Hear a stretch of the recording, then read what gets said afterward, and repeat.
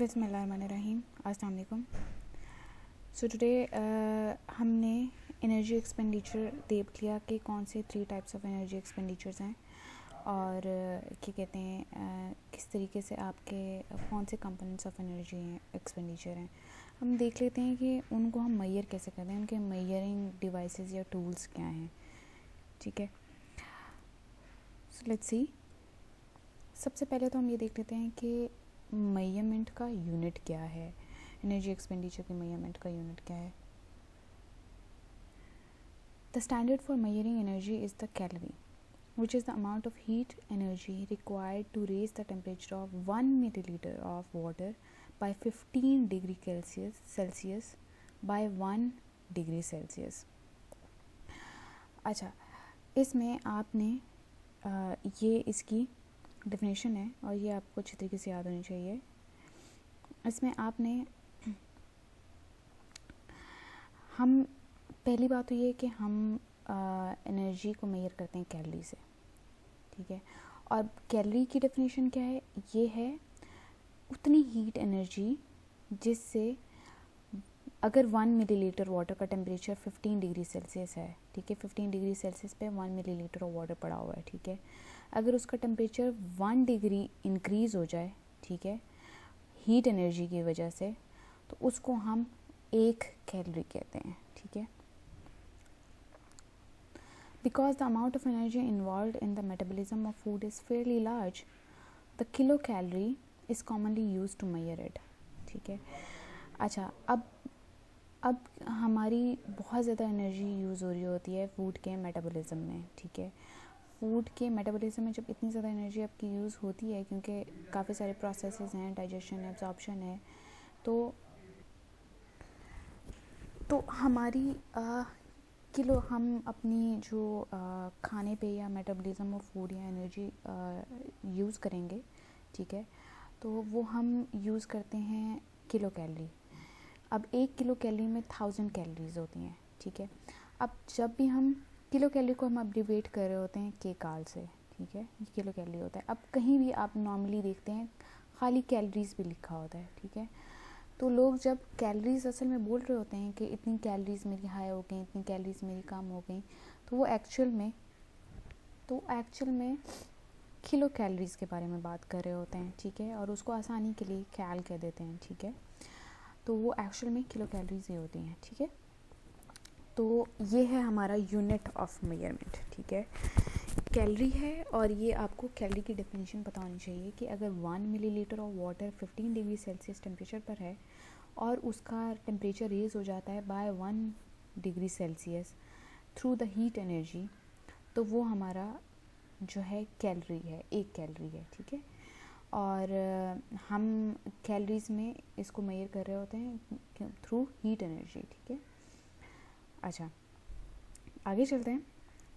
Measuring human energy expenditure, तो इसके different methods हैं, उनको हम देख लेते हैं। सबसे पहला है direct calorimetry. Direct calorimetry monitors the amount of heat produced by a person placed inside a structure large enough to permit moderate amounts of activity. तो इसमें आपके डायरेक्ट कैलोरीमेट्री ये है कि हम नॉर्मली एक इंडिविजुअल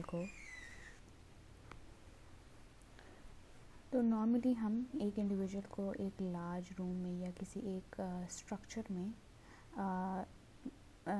प्लेस करते हैं। ठीक है, वो इंडिविजुअल उसमें चलता फिरता है, एक रूम होता है। ठीक है, अब वो जो रूम होता है उसके अंदर वो इस तरीके से इक्विपमेंटली प्लेस्ड होता है कि उसके अंदर एक इंडिविजुअल जितनी भी हीट प्रोड्यूस कर रहा होता है अपने काम करते हुए के दौरान या खाते पीते के दौरान या सोते हुए, तो वो सब के सब जो है वो उसकी मेजर कर ली जाती है। ठीक है, वो स्पेस या वो जो कन्फाइंड चैम्बर है वो इतना लार्ज होता है कि मॉडरेट अमाउंट ऑफ एक्टिविटी थोड़ी बहुत कर सके एक इंडिविजुअल।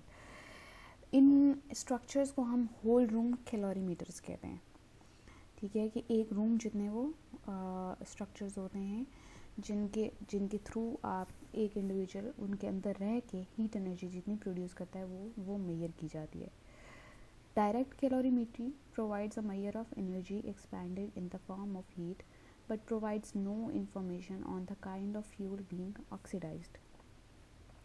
तो अच्छा, इसमें आपको ये तो पता चल जाता है कि कितनी अमाउंट ऑफ एनर्जी एक्सपेंडेड हुई है in the form of heat, लेकिन ये इन्फॉर्मेशन नहीं पता चलती कि कौन से काइंड ऑफ फ्यूल ऑक्सीडाइज हुआ है, ठीक है। मतलब आपकी कौन सी टाइप ऑफ एनर्जी थी, ठीक है, या आपकी कौन से कंपोनेंट ऑफ एनर्जी थी, ठीक है, जैसे हीट एनर्जी है या थर्मिक इफेक्ट ऑफ फूड है या फिज़िकल एक्टिविटी की वजह से है, तो वो नहीं पता चलता। अच्छा, इसके अलावा ये जो मेथड है इसकी नेचर भी जो है ना वो ज़रा ये एक ड्रॉबैक है कि इसकी टेस्टिंग कंडीशंस मुश्किल है, क्योंकि देखें एक रूम में आप सारा दिन नहीं रहते हैं। जो इंडिविजुअल सारा दिन बाहर काम करते हैं, सोते हैं, उठते हैं, बैठते हैं, लोगों से मिलते हैं, आते जाते हैं, ठीक है, तो वो सब एनर्जी या वो सब एक्टिविटी आपकी एक रूम के अंदर नहीं हो सकती है। तो नॉर्मल फिज़िकल एनवायरनमेंट जो है या नॉर्मल फिज़िकल एनवायरनमेंट को एक रूम के अंदर आप रेप्लिकेट नहीं कर सकते हैं। तो इसी वजह से एक इंडिविजुअल जब उसके अंदर रह रहा होगा तो वो उसकी नॉर्मल फिज़िकल एक्टिविटी नहीं होगी। तो इस वजह से हम ये जो है आपकी प्रॉपर रिप्रेजेंटेशन नहीं फिर बता पाता कि कितनी एनर्जी एक इंडिविजुअल की नॉर्मली लगती है। उसके अलावा इसकी कॉस्ट बहुत ज़्यादा है, कम्प्लेक्स इंजीनियरिंग है, ठीक है, प्रॉपर फैसिलिटी होनी चाहिए, ठीक है, proper engineers, proper scientist, doctors होने चाहिए जो ये प्रॉपर चेक करें, तो उसकी कॉस्ट बहुत ज़्यादा हाई है। ऑल्दो अगर आप चेक करें तो मेजरमेंट सही आती है, लेकिन अगर आप देखें कि बाकी नेचर ऑफ द कंडीशंस और इसकी कॉस्ट तो वो काफ़ी हाई है। फिर आ जाती है इनडायरेक्ट कैलोरीमेट्री। इनडायरेक्ट कैलोरीमेट्री किस तरीके से मेजर होती है? Indirect calorimetry estimates energy expenditure bye determining oxygen consumption and carbon dioxide production of the body over a given period of time. तो कैसे होता है कि वो एस्टिमेट करते हैं कि एक इंडिविजुअल कितनी ऑक्सीजन कंज्यूम कर रहा है और कितनी कार्बन डाइऑक्साइड प्रोड्यूस कर रहा है, और उससे हमें पता चल जाता है कि एक इंडिविजुअल कितनी उसको एनर्जी चाहिए या कितनी एनर्जी उसने असल में इससे पता चल जाता है कि एक इंडिविजुअल ने कितनी एनर्जी एक्सपैंड की है। द इक्विपमेंट देखें वो इस तरीके से है कि आपकी ऑक्सीजन कंजम्पशन और कार्बन डाइऑक्साइड प्रोडक्शन, ये दोनों जो हैं एक इंडिकेटर्स हैं कि आप एक दिन में कितनी एनर्जी एक्सपेंड करते हैं। क्योंकि अगर आप एक्सरसाइज कर रहे हैं तो आपकी ऑक्सीजन कंजम्पशन ज़्यादा होगी, ठीक है, और इसी तरीके से आपकी बाकी सारी भी उनमें फ़िज़िकल एक्टिविटी के हिसाब से, चलने फिरने के हिसाब से, RMR के हिसाब से, स्लीपिंग पैटर्न के हिसाब से कि ब्रीदिंग कितनी है, तो उस हिसाब से आपकी oxygen carbon dioxide production reduce होती है।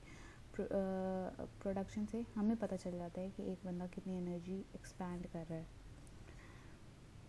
The equipment varies but the person usually breathes into a mouthpiece or ventilated hood through which his or her expired gases are collected. होता क्या है, इक्विपमेंट वैसे वेरी कर रहा होता है, लेकिन उसमें एक चीज़ होती है कि एक माउथ पीस होता है, ठीक है। नॉर्मली जैसे बैकपैक टाइप इक्विपमेंट होती है जो आप पहन लेते हैं, और एक माउथ पीस होता है जिसमें इंडिविजुअल कुछ भी कर रहा है, उठ रहा है, बैठ रहा है, सो रहा है, तो वो माउथ पीस जो है उसके इर्द गिर्द होता है। तो वहाँ से वो जितनी भी ऑक्सीजन लेता है और जितनी कार्बन डाइऑक्साइड प्रोड्यूस करता है वो सब जो है नोट डाउन हो जाती है, और फिर उनकी मेजरमेंट से हमें पता चल जाता है कि एक बंदे की कितनी एनर्जी थी। Indirect calorimetry has the advantage of mobility and low equipment cost. एक तो इक्विपमेंट कॉस्ट इसकी कम होती है, दूसरा आप इजीली मूव कर सकते हैं जैसे इर्द गिर्द मूव करते हैं। The most widely used form of indirect calorimetry is the measurement of RMR through a respirator gas exchange canopy। तो ये इक्विपमेंट का नाम है रेस्पिरेटर गैस एक्सचेंज कैनपी। वो यही है जो मैंने अभी आपको एक्सप्लेन किया कि एक माउथ पीस होता है जो आपके इर्द गिर्द लगा हुआ होता है, ठीक है, और इससे हम RMR मेजर करते हैं। जब एक इंडिविजुअल सो रहा होता है तो हम उसकी सोते हुए गैसेस हम चेक करते हैं, उससे हमें RMR पता चल जाता है। These ventilating hoods are useful for short and long term measurements, although less advantageous in measuring activity thermogenesis. Indirect calorimetry can be used to measure activity thermogenesis during various activities in a laboratory setting. अच्छी device है आपकी energy expenditure major करने के लिए, लेकिन properly activity thermogenesis नहीं major कर पाते, क्योंकि एक्टिविटी थर्मोजेनेसिस में बॉडी की वेरियस मूवमेंट्स होती हैं, इक्विपमेंट ऊपर नीचे हैंडल हो सकता है, उसके इक्विपमेंट के साथ आपकी एक्सरसाइज नहीं हो सकती। तो इसमें हम जब अगर हमने एक्टिविटी थर्मोजेनेसिस मेजर करना हो तो कंट्रोल लेबॉर्ट्री सेटिंग में हम मेजर करते हैं।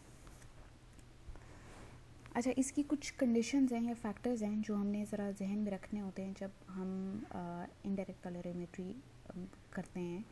वो ये हैं कि फ़ूड, कैफ़ीन, अल्कोहल और निकोटीन आपकी चाय वगैरह में होती है, ये सब आपका RMR इंक्रीज़ करते हैं, और ये आपके इनडायरेक्ट कैलोरीमेट्री मेजरमेंट्स से पहले आपको ये नहीं लेने चाहिए, ठीक है, क्योंकि फिर इससे आपके RMR की कैलकुलेशन गलत आएगी।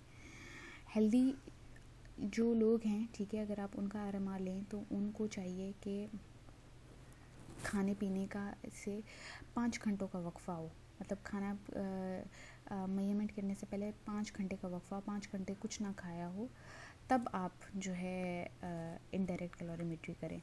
उसके अलावा 4 घंटे पहले जो है कैफ़ीन, अल्कोहल या स्मोकिंग नहीं लेनी चाहिए, और स्मोकिंग 2 घंटे पहले नहीं करनी चाहिए। तो उतना आपका वक्फ़ा होना चाहिए ताकि प्रॉपर आप RMR मेजर कर सकें। टेस्टिंग जो है तकरीबन 2 घंटे आपकी जो है आपकी तब अकर होनी चाहिए जब आपकी मॉडरेट एक्सरसाइज को 2 घंटे हो चुके हुए हों, और अगर विग्रेस एक्सरसाइज किए तो फिर 14 घंटों के वक्फे के बाद आपने टेस्ट करना है। तो इन चीज़ों का ख्याल रखना है, exercise, food, caffeine, alcohol, nicotine, ठीक है, निकोटीन आपकी स्मोकिंग में भी होती है, ये सब आपने अवॉइड करना है। खाने पीने से 4-5 घंटों का वक्फ़ा, कैफ़ीन से 4 घंटों का वक्फ़ा, अल्कोहल और स्मोकिंग से 2 घंटों का वक्फ़ा, मॉडरेट एक्सरसाइज का 2 घंटों का वक्फ़ा, और विगरस एक्सरसाइज का 14 घंटों का वक्फ़े के बाद आप एक्सरसाइज करेंगे, आप मेजर करेंगे तो प्रॉपर मेजरमेंट्स आएंगी RMR की आपकी। On the test day there should be a rest period of 10 to 20 minutes before measurements are taken, ठीक है, 10 to 20 मिनट्स मतलब लिटा दें पेशेंट को, उसके बाद मेजरमेंट्स लें ताकि प्रॉपर RMR है। मेजरमेंट्स जब लेते हैं तो एक इक्वेशन है, वो है RQ होता है रेस्पिरेटरी कोशेंट, उसमें moles of carbon dioxide expired is divided by moles of oxygen consumed, और जो वो डिफरेंस होता है उसको हम मेजर कर लेते हैं। This determination is converted into kilo calories of heat produced per square metre of body surface per hour and is compare to energy expenditure in 24 hours. पहले हम ये मेजर कर लेते हैं कि एक इंडिविजुअल की 24 आवर्स में कितनी एनर्जी एक्सपेंडिचर है, ठीक है। जब हमने ये मेजर कर लिया तो उसके साथ हम क्या कंपेयर करते हैं, जब हमारे इसका आंसर आता है moles of carbon dioxide expired divided by moles of oxygen consumed, ठीक है, इसका जो आंसर आता है उसको हम किलो कैलोरीज में कन्वर्ट करते हैं। और कैसे करते हैं, हम पहले देखते हैं कि कितनी हीट आपकी पर square of body surface per our produce हुई है, ठीक है, उतनी जो है हमारी इस तरीके से हमारी किलो कैलोरीज आ जाएंगी। ये जो आंसर है इसको हम किलो कैलोरीज में कन्वर्ट करते हैं, इसको हम फिर 24 आवर्स में जितनी एनर्जी एक्सपेंड हुई है उससे कंपेयर करते हैं, तो हमारे पास जो है इनडायरेक्ट कैलोरीमेट्री के थ्रू से हमारी एनर्जी हम मेजर कर पाते हैं।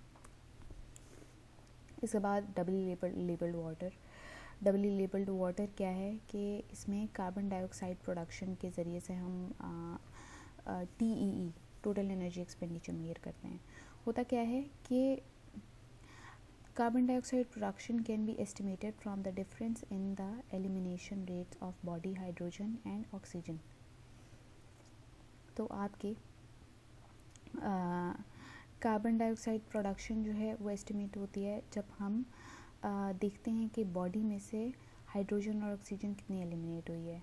कैसे करेंगे ये हम ऐसे करेंगे कि हम पेशेंट को ओरल डोज देते हैं वाटर की, और वो वाटर लेबल हुआ होता है, उसके अंदर ड्यूट्रियम ऑक्साइड और ऑक्सीजन दोनों मेजर हुई होती हैं और लेबल हुई होती हैं, ठीक है, वो उनके अंदर ये होता है उस वाटर के अंदर ड्यूट्रियम ऑक्साइड और ऑक्सीजन 18 ऑक्सीजन, तो उसका फार्मूला है 2H2O और H218O, ठीक है।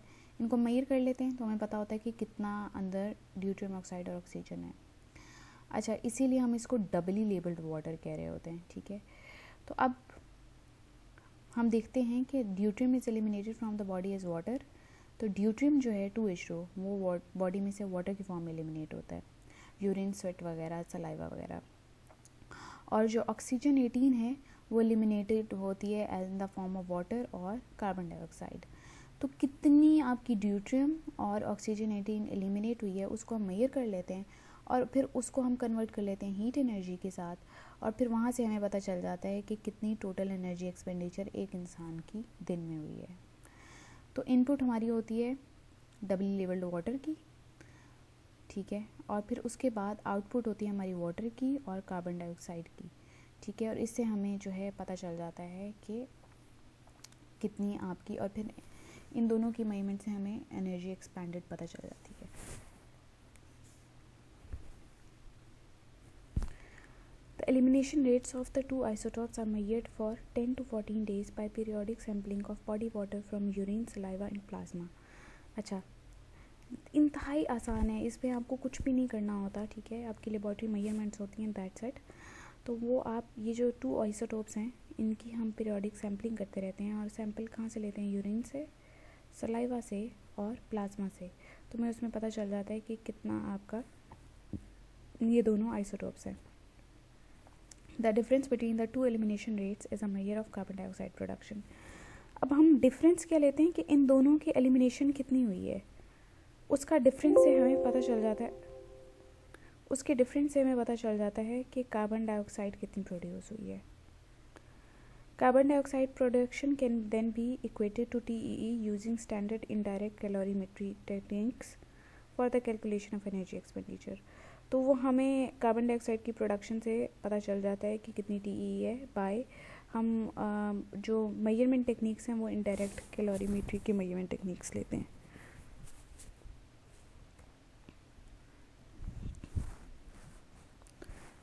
The doubly labeled water technique has numerous advantages which make it the ideal method for measuring TEE in various populations. First, it provides a measure of energy expenditure that incorporates all the components of TEE, REE and ATTD and thermic effect of food, TEF। तो एक तो ये ideal method है TEE major करने के लिए, क्योंकि ये इसकी सारी एनर्जी एक्सपेंडिचर्स मेजर कर सकता है, ठीक है। आपका रेस्टिंग एनर्जी एक्सपेंडिचर, आपका टोटल एनर्जी एक्सपेंडिचर, आपका थर्मिक इफेक्ट ऑफ फूड और आपका एक्टिविटी थर्मोजेनेसिस सब मेजर कर लेता है। एडमिनिस्ट्रेशन भी इजी है, एक इंडिविजुअल इजीली हम अपनी टिपिकल एक्टिविटी अपनी डेली लिविंग से गुजर सकता है, लेकिन वो आपको किसी इन्वायरमेंट में कन्फाइन नहीं होना पड़ता, ठीक है। इसीलिए ये टेक्निक जो है इजीली डेली लाइफ को मेजर कर लेती है, ठीक है, डेली TEE को मेजर कर लेती है। और इसमें आप सब हर तरह की पॉपुलेशन ग्रुप पे यूज़ कर सकते हैं, मतलब इन्फेंट्स पे भी, यंग चिल्ड्रन पे भी, ओल्डर एडल्ट्स पे भी, ठीक है, डिसेबल्ड इंडिविजुअल्स पे भी, क्योंकि ये सारे पॉपुलेशन जो होती हैं इनके ऊपर मेजरमेंट्स करना मुश्किल होता है because of their difficulty in movement. तो ये रिगोरस टेस्टिंग एनवायरनमेंट नहीं बर्दाश्त कर पाते, तो इनके ऊपर डबली लेबल्ड वाटर की टेक्निक मेजर करना आसान है। DLW also provides a method by which more subjective estimates of energy intake, example diet recalls and records and energy expenditure, example physical activity logs, can be validated। तो अच्छा होता क्या है कि आपका जो डबली लेबल्ड वाटर है इसे हम जो सब्जेक्टिव मेथड्स होते हैं एनर्जी एक्सपेंडिचर के एस्टिमेट करने वाले, जो हम नॉर्मली सब्जेक्टिव मेथड्स वही होते हैं जो हम नॉर्मली मेजर करते हैं through diet 24 dietary recall method या फूड रिकॉर्ड्स, ठीक है, या फूड फ्रीक्वेंसी क्वेश्चनेयर्स, ठीक है, या जो नॉर्मली फिजिकल एक्टिविटी लॉग्स होते हैं जो आपने खुद ही से मेजर किया होता है कि इतने घंटे ये एक्सरसाइज की, इतने टाइम में, इतने टाइम के लिए की, इस टाइम पे की, ठीक है। तो वो सब जितने भी हमारी ये सब्जेक्टिव एस्टिमेट्स हैं एनर्जी एक्सपेंडिचर के, तो ये वैलिडेट हो सकते हैं बाय डबली लेबल्ड वाटर। मतलब ये है कि हम हमने सब्जेक्टिवली थियोरेटिकली फॉर एग्जांपल हम कोई रिसर्च कर रहे हैं, हमने एक इंडिविजुअल की हर चीज़ मेजर की है, मतलब वो कितना खाता है दिन में, किस टाइम पे खाता है, किस टाइम पे एक्सरसाइज करता है, कितनी एक्सरसाइज करता है, वो सब ने हमने मेजर किया। वो मेजर करने के बाद हमने ना उन सब की जो है उस सब की जो थ्योरी, उस सब डाटा से हमने एस्टिमेट लगा लिया कि ये बंदा इतनी एनर्जी कंज्यूम करता है और इतनी एक्सपैंड करता है। तो अब हमने कंफर्म करना है, हमने प्रूफ देना है कि जी हमारा पेशेंट, हमारा जो सर्वे सब्जेक्ट है, उसने लिटरली यही एनर्जी जो हमने सब्जेक्टिवली मेजर की है, वो इतनी ही एनर्जी एक्सपैंड कर रहा है। तो वो हम प्रूफ दे सकते हैं थ्रू डबली लेबल्ड वाटर। उस इंडिविजुअल को आप डबली लेबल्ड वाटर पिलाएं और आप उसका सलाइवा, यूरिन और प्लाज्मा वॉल्यूम मेजर करें, तो उससे आपको अंदाज़ा हो जाएगा कि कितनी एनर्जी एक्सपैंड हो रही है उसकी। और ये मेथड बहुत ज़्यादा एक्यूरेट है, इसीलिए भी डबली लेबल्ड वाटर काफ़ी ज़्यादा प्रेफरेबल मेथड है। However, the doubly labeled water technique also has some drawbacks. Both drawbacks are the expense of stable isotopes. एक तो आपको stable isotopes लेना, ये जो दोनों isotopes हैं ये stable isotopes हैं, तो इनकी एक्वायरमेंट करना बहुत ज़्यादा मुश्किल है, ठीक है। और दूसरा, the expertise required to operate the highly sophisticated and costly mass spectrometer for the analysis of isotope enrichments. अच्छा, एक तो पहले आपने के स्टेबल आइसोटोप्स लेना, फिर उसके बाद एक्सपर्ट्स लेना जो कि ये लेबल वाटर को अब चेक करना होता है ना, लेबॉर्ट्री में मेजर करना होता है, तो लेबॉर्ट्री में मेजरमेंट की जो आपकी मशीन्स वगैरह हैं और उनकी उसके अलावा फिर आपकी एक एक्सपर्ट जिसको उनको चलाना आता है और प्रॉपर मेजरमेंट्स निकालनी आती हों, कैलकुलेट करनी होती हों, वो मुश्किल है। तो ये दो ड्रॉबैक्स हैं जो हैं। ड्रॉबैक्स और दो काफ़ी कम है कंपैरिजन टू द बेनिफिट्स, लेकिन फिर डबली लेबल्ड वाटर आपके ज़्यादातर रिसर्च पर्पसेस में ही यूज़ होता है, आम कम्युनिटी के ऊपर यूज़ नहीं होता। नेक्स्ट चलते हैं हम thermic effect of food. Actual measurement of TEF is thermic effect of food is appropriate only for research purposes. For practical purposes, it is calculated as 10% of the sum of resting metabolic rate and the activity thermogenesis. The TEF is the energy expanded in excess of BMR after a meal. Thus, to measure the thermic effect of food, it is necessary to determine a baseline BMR and the energy expended in excess of BMR every 30 minutes for at least 5 hours after a meal. तो thermic effect of food जो है वो normally क्या है कि practical purposes के लिए ये ज़्यादातर हम इसको जब मेजर कर रहे होते हैं तो ये आपके RMR और एक्टिविटी थर्मोजेनेसिस का 10% है, ठीक है। हम इसको अपनी टोटल जो हमारी एनर्जी एक्सपेंड हो रही होती है उसका 10% हम मतलब इसको हम इस तरीके से करते हैं कि हम इन दोनों की जो सम होता है RMR और एक्टिविटी थर्मोजेनेसिस का, उसमें से 10% हम एक्सक्लूड कर देते हैं, निकाल देते हैं, तो हमारा थर्मिक इफेक्ट ऑफ फूड आ जाता है। Thermic effect of food normally क्या है कि आपका जो एक्सेस BMR रेट हाई हुआ है मील के बाद, तो मेजर करने के लिए पहले हम क्या करते हैं, BMR मेजर कर लेते हैं, ठीक है। और फिर उसके बाद हम देख लेते हैं कि फिर उसमें से हम 10% माइनस कर देते हैं थर्मिक इफेक्ट ऑफ फूड। अब है आपका एक्टिविटी रिलेटेड एनर्जी एक्सपेंडिचर, ठीक है। जो एक्टिविटीज़ रिलेटेड, जो आपकी फिजिकल एक्सरसाइज से रिलेटेड आपका एक्टिविटी एनर्जी एक्सपेंडिचर है, तो उसमें सबसे पहला तो आपका डबली लेबल्ड वाटर ही है कि डबली लेबल्ड वाटर आप उसके ज़रिए से एक्टिविटी चेक कर सकते हैं। तो एक तो आपका डबली लेबल्ड वाटर से आपकी एक्टिविटी थर्मोजेनेसिस मेजर हो जाता है। दूसरा एक और मेथड है, इसको हम कैलट्रैक मॉनिटर कहते हैं। कैलट्रैक मॉनिटर सिंपली एक डिवाइस है जो आप मेजर कर रही होती है, मूवमेंट की इंटेंसिटी को मेजर कर रही होती है इन ए वर्टिकल प्लेन। मतलब अगर आपकी मूवमेंट इस तरीके से हो रही है, ठीक है, बॉडी की, तो उसको वो मेजर करती है और वहाँ से वो टोटल मूवमेंट मेजर कर लेती है। और टोटल मूवमेंट को हम तो उस तरीके से फिर हम टोटल मेजरमेंट मेजर कर लेते हैं। Resembling a pager worn on the hip, the uniaxial monitor is a portable device designed for children and adults to use to estimate activity related energy expenditure। तो पेजर आपका normally एक इस तरीके से आपका होता है, ठीक है, जैसे छोटा सा कैलकुलेटर हो, ठीक है, इस तरीके से होता है, वो बीप करता है, ठीक है, और उसके ऊपर आपकी जो है मेजरमेंट मेजर हो जाती है, ठीक है। ये इस तरीके से होता है आपका कार्डियक मॉनिटर। ये आप जो है अपनी बेल्ट पे लगा लेते हैं, ठीक है, और यहाँ से आपकी जो है कैलोरीज, कितनी आपकी कैलोरीज एक्सपेंड होती जा रही हैं वो पता चलता जाता है। और ये आपकी activity in vertical plane measure कर रहा होता है, ठीक है। तो आपकी जितनी भी बॉडी की मूवमेंट इस तरीके से होती है तो उसको वो मेजर करके कन्वर्ट कर देता है कितनी कैलोरीज में आपकी एक्टिविटी में यूज़ हुई हैं। The accuracy of Caltech oscillator was found to be effective in measuring activity-related energy expenditure among school-age children with a supervised setting। अच्छा, बात ये है कि ये जो आपकी मेजरमेंट है, इसकी एक्यूरेसी जो है सुपरवाइज्ड सेटिंग में जितने भी आपके ग्रुप्स थे उनकी अच्छी तरीके से मेजर हो जाती है। लेकिन activity related to energy expenditure in free living children, जहाँ पे सुपरवाइज्ड आपका इन्वायरमेंट ना हो, उस पर एक्टिविटी थोड़ी सी डिफरेंट हो जाती है, ठीक है। जैसे फॉर एग्जांपल क्लासरूम में आपकी जो एक्टिविटी है वो डिफरेंट होती है कंपैरिजन टू घर में और डिफरेंट जगहों पे, प्लेग्राउंड्स वगैरह में, ठीक है। तो उसमें आपकी थोड़ी बहुत, आप क्या कह लें, थोड़े से एरर आ सकते हैं, ठीक है। तो ये एक्सेप्टेबल होता है for energy expanded in large groups of people, ठीक है, इन ए सुपरवाइज्ड सेटिंग, लेकिन वैसे थोड़ा सा इसमें एरर आ सकता है। तो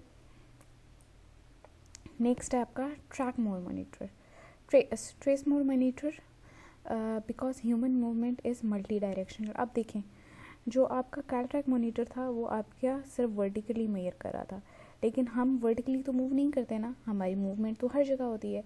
हमारी मूवमेंट वर्टिकली भी होती है, हॉरिजॉन्टली भी होती है और लॉन्गिट्यूडनल भी होती है, ठीक है। तो हमारी मूवमेंट हर प्लेन में हो रही होती है। तो जो ट्रेस मोर मॉनिटर है वो तीनों प्लेन्स में मूवमेंट्स मेजर करता है, मतलब वर्टिकल, हॉरिजॉन्टल और ऑब्लीक या डायगोनल। और इस तरीके से इसको हम ट्राई एक्सियल मॉनिटर भी कहते हैं। जैसे हम इसको यूनी एक्सियल कह रहे थे। यूनी एक्सियल का मतलब है एक्सियल आपका प्लेन होता है, कोई भी प्लेन हो, इस तरीके से कोई भी आपका जो भी प्लेन हो, ठीक है, किस डायरेक्शन में है उसको हम एक्सियल कहते हैं, ठीक है। तो यूनी मतलब एक एक्सियल में, लेकिन जो ट्रेस मोर है ये तीनों एक्सियल, थ्री यूनी एक्सियल एसिलेरोमीटर है, या इसको हम ट्राई एक्सियल मॉनिटर भी कहते हैं, ठीक है। तो ये आपका ज़्यादा बेहतर है। अच्छा, अब आजकल ये तो आप कह लें कि बहुत पुराने मेथड्स थे, ठीक है, एनर्जी एक्सपेंडेड मेजर करने के, लेकिन आजकल यही मेथड हैं जो यूज़ हो रहे हैं। आपके रिस्ट, आपके आजकल स्मार्ट बैंड्स आए हुए हैं, रिस्ट वॉचेस आई हुई हैं, ठीक है, तो वो आप अपने रिस्ट पे पहनते हैं और जितनी भी आपकी दिन में मेजरमेंट होती है, मूवमेंट होती है, वो उसको, और आपकी नब्ज़ में जितनी भी आपकी हार्ट रेट होता है, उसके ज़रिए से वो सारी की सारी मूवमेंट आपकी मेजर करता है और आपको एग्जैक्टली बता देता है कि दिन में आपने कितने किलो कैलोरीज एक्सपैंड किए हैं। तो वो आपका तकरीबन ट्रेस मोर मॉनिटर की एग्जांपल है, ठीक है। इसी तरीके से आपकी एप्पल वॉच है, स्मार्ट बैंड्स हैं, ठीक है, ये सब के सब यही मेजर कर रहे होते हैं। इसी तरीके से आपके अब फ़ोन में भी एप्लीकेशंस आ गई हुई हैं, वो फ़ोन भी आपकी जो मूवमेंट हैं, आप स्टेप्स मूवमेंट्स हैं, वो सब आपके मेजर कर रहे होते हैं, ठीक है। हार्ट रेट मॉनिटर भी simple to use inexpensive device है, ठीक है।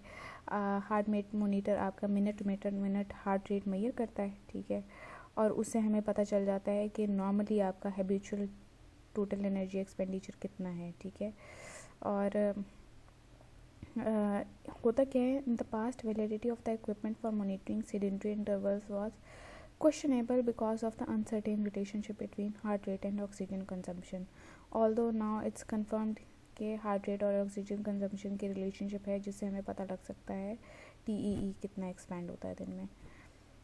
और हार्ट रेट मॉनिटर भी आपके स्मार्ट वॉचेस में होते हैं, ठीक है।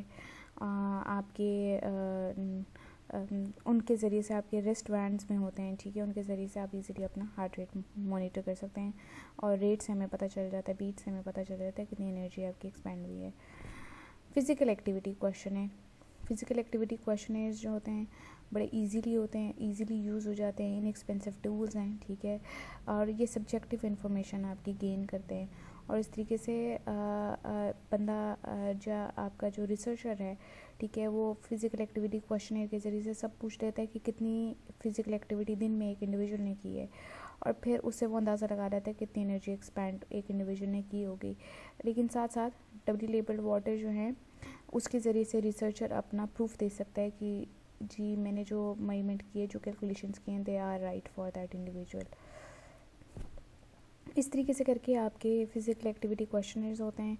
Depending on the criteria of the research ये चेंज हो सकते हैं, ठीक है। नॉर्मली इसी तरीके से होता है, टाइम एज पीरियड होता है, ठीक है। और आप इसमें आप बताते रहते हैं कि आपने कितनी एक्सरसाइज की है और फिर आप जो है, ये तो बहुत नॉर्मल है, लेकिन अक्सर आपके इस तरीके से भी होते हैं कि यहाँ पे आपकी सारी एक्सरसाइज लिखी होती हैं और फिज़िकल एक्टिविटीज़ लिखी होती हैं और फिर यहाँ पे टाइमिंग लिखी होती है, इंटेंसिटी लिखी होती है, रोटेशंस लिखी होती है, कितनी बारी हुआ है, ठीक है। इस तरीके से करके आपके वहाँ से हमें प्रॉपर एक दिन जितनी भी फिज़िकल एक्टिविटी हुई है वो पता चल जाती है। अच्छा, अब एक बारी हम रिवाइज़ कर लेते हैं ताकि आपको पूरा समझ आ जाए।